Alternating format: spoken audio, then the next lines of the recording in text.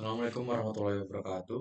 Perkenalkan, nama saya Alfian Berlianto dengan NIM 23111002047 dari kelas 11B. Di sini saya ingin menjawab jawaban kuis dari Pak Hendri Tantioko ya. Langsung saja.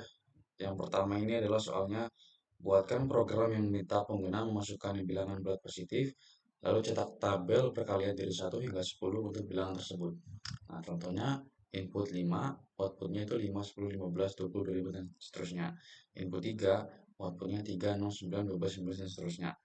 Nah, di sini jawabannya deklarasi ada dua variabel, yaitu variabel i dan variabel bil. Tipe datanya itu adalah integer. Lalu kita ke algoritma. Nah, di sini inputan adalah inputan user. User itu menginputkan itu variabel bil. Variabel bil itu ini. Nah, lalu i-nya adalah 1. Nah, selama 1 kurang dari 10, lakukan bil. Nah, bil itu dari mana? Bil itu adalah inputan dari user. Misal user itu inputin 5 dikali 1. Nah, 5 itu kan eh, udah berhasil nih. Kita ke perkondisi yang atasnya lagi. 5 berarti kali 1 eh, di kelipatan terus 10, 15, 20, dan seterusnya sampai perkondisian ini eh, sampai mencukupi lah gitu. Seperti itu yang untuk soal pertama. Lalu soal selanjutnya: buatkan program yang meminta pengguna masukkan bilangan bulat n. Program ini mencetak bilangan kelipatan sesuai dengan inputan pengguna dalam range 1 sampai 100. Contoh, bisa menginput 4, artinya kelipatan 4 dari 1 sampai 100. Outputnya 4, 8, 12, 16, 20, dan seterusnya. Nah, lalu dideklarasikan dua variabel, yaitu i dan kelipatan. Tipe datanya dari integer. Lalu di sini ada algoritmanya: user memasukkan variabel kelipatan, ya, i sama dengan 0 selama i kurang dari sama dengan 100. Lakukan i sama dengan i ditambah kelipatan, variabel kelipatan. Nah, di sini ketika user menginputkan misal 4 lah, 0 ditambah 4 hasilnya adalah i 4, lalu kelipatan lagi 4, 8, 12, 16, 20 sampai kondisinya ini selesai. Seperti itu yang untuk soal 2. Lalu soal yang ketiga: buatlah program sederhana yang memeriksa apakah sebuah angka positif, negatif, atau nol. Tampilkan persen yang sesuai berdasarkan input pengguna. Contoh input, outputnya 4 bilangan positif, 0 bilangan netral, minus 4 bilangan negatif. Kita di sini mendeklarasikan sebuah variabel yang namanya bil, tipe datanya integer. Jika user menginputkan variabel bil, jika bil ya lebih dari 0, tampilkan bilangan positif. Jika bil sama dengan 0, tampilkan bilangan netral, atau lainnya bilangan negatif. Nah, jika user menginputkan 1, 1 kan lebih dari 0 nih, berarti outputnya adalah bilangan positif. Jika user menginputkan 0, ya bilangannya ini di sini nih, bil 0 berarti netral. Selain dari lebih dari 0, selain dari 0 artinya negatif, nah tampilkan bilangan negatif.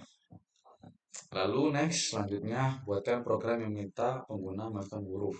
Program ini harus menentukan apakah huruf tersebut adalah vokal atau konsonan. Contoh, input A huruf vokal, input B huruf konsonan. Oke. Dideklarasikan sebuah variabel huruf, tipe datanya char. Jika si user ini menemukan variabel huruf, jika variabel huruf sama dengan A atau I atau U atau E atau O, tampilkan huruf vokal. Nah, jika usernya ini misal nampilkan U, berarti kan di sini kan kondisinya ada nih U nih. Nah, berarti di sini kalau selain dari A, I, U, E, O, nampilkan huruf konsonan. Seperti itu. Next, yang soal yang terakhir: Tono sedang berbelanja kebutuhan sehari-hari di retail mall. Tono hanya membawa uang 200.000. Buatlah program untuk menghitung total pengeluaran Tono agar tidak melebihi budget uang yang ia bawa.